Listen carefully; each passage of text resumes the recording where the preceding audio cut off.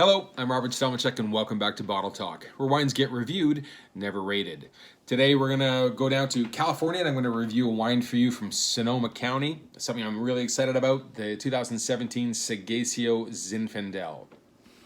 Seghesio family's been around since around 1895 when two families got together, and for 5 generations have been making pretty outstanding wines. In 2003, something else that I'm really stoked about, they got certified for sustainability, which sustainability for a winery to me is monumentally even more important than the likes of organics, even though it incorporates some of those things into that. I'll do a separate episode though on that. Today I want to focus on Seghesio.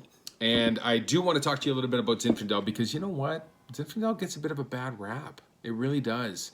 And that's because during the 70s and 80s, white Zinfandel was so popular coming out of California by the bathtub load.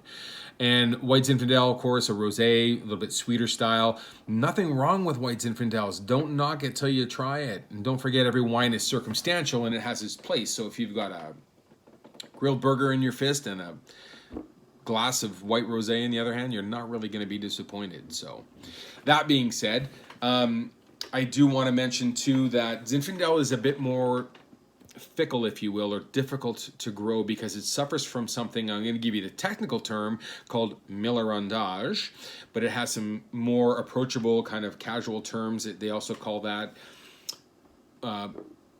pumpkins and peas. They call that hens and chickens, and sometimes shotberry. Those are 3 layman terms that you'll hear for that. So what does it mean essentially? Every bunch of grapes, some of the grapes, they don't evenly ripen at the same time. So you might have a bunch of grapes and one of the grapes is green, one of the grapes is fully mature and beautiful red, and one of the grapes is over mature. So to produce it, it takes a lot more work and a lot more love, if that's even possible. So I will let you know as well, Zinfandel goes by a few other names they've discovered.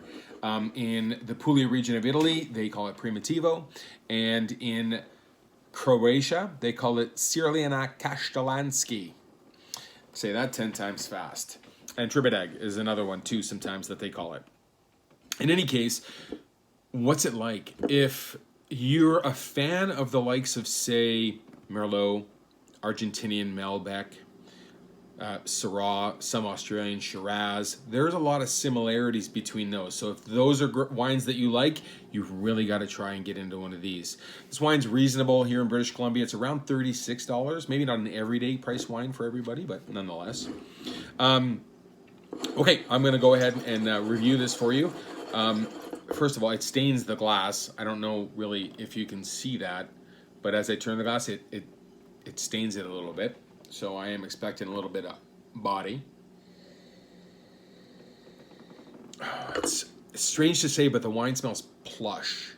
And it has this, I get smoke, graphite, a whole myriad of red berries. I get a lot of saturated raspberry, blackberry, blueberry, black licorice, almost a concentration of wine gums. You know that that impactful caliber of it.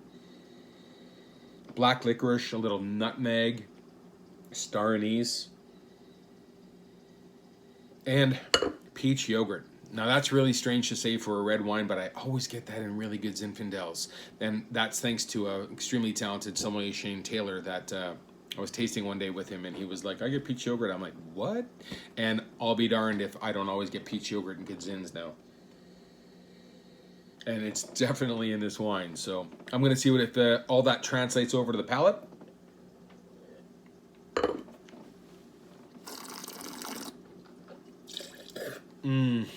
Wow.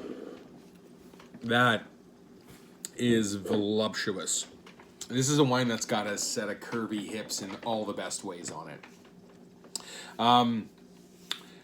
Pretty much, again, all the things that I was smelling, I can taste. I do get creamed raspberry, almost dried blueberry, blackberry, fig I get on the palate that I didn't get on the nose, like really ripe red figs. That smoke, sweet spices, nutmeg, star anise, a little cedar, all of that stuff is coming through.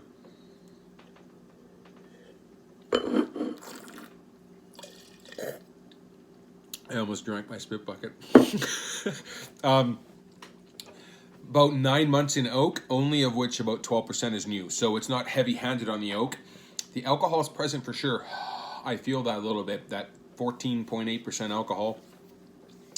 And what a wine. It's crazy fun. It's honestly, it's like walking barefoot on bubble wrap. My gosh. In any case, if Zinfandel's not in your wheelhouse, you've got to check it out. And there's no better way to start than with Seghesio like this. Around 36 retail in Vancouver. You find it at some of the private stores.